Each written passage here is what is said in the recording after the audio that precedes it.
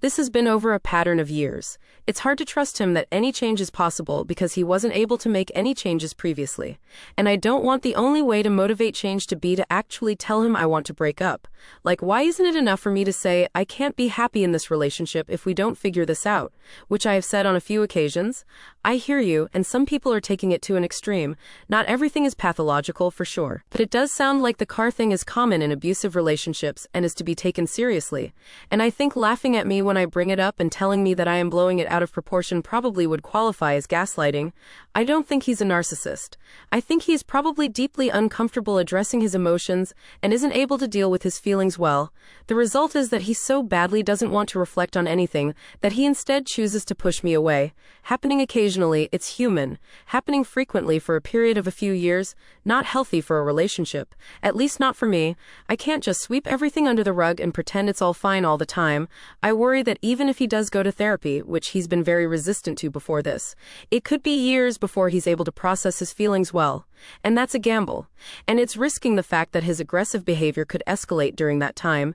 I am truly very concerned that he chose to punish me by scaring the shit out of me in my own dang car just for saying something that annoyed him. IDK. It's so hard to know what's right. Hence the Reddit post, hoping for a magical solution, skeptical smiley face comment or two. Dating is an audition for the rest of your life, you're not locked in here. He proved that his immediate and thoughtless reaction when he's angry with you is to punish you. And who cares if you get hurt? Take this information and use it wisely. Update, thank you to everyone who commented. It was a little rough being told by literally hundreds of people how bad of a situation this was. I think it was the wake-up call I needed, though. I was having a really hard time seeing the situation clearly.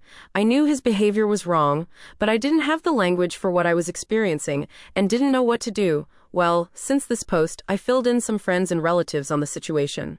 Everyone agreed that his behavior was completely unacceptable. Everyone said he either needed some serious therapy and anger management, or we needed to break up. Well, on Friday, I tried to ask him about the anger issues to see if he may be willing to seek help for it. He was extremely dismissive of it all. Told me I was blowing things out of proportion, and even laughed at me when I suggested his aggression was a little scary. That was the last straw for me. Last night, I told him I thought we should break up. What followed was an agonizing and painful 2 hours of crying and holding each other. He pleaded with me to stay, promised that he would be better for me, asked to do therapy, basically everything I had been wanting to hear from him for months, if not years. I couldn't trust it, though. I ended up taking my dog and going to a hotel where I'll be for a few days while we think about logistics of breaking up.